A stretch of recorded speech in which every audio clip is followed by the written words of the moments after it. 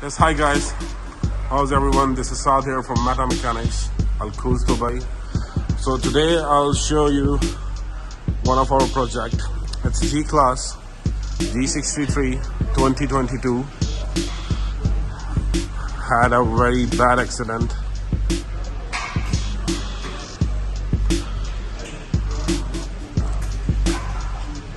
It's a front right impact basically.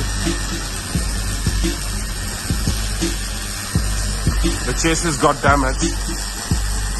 Inside the airbags, everything is damaged. The chassis, see the airbags. So completely making it new. Replacing all the required items from the chassis. As you can see, the MIG welding is going on.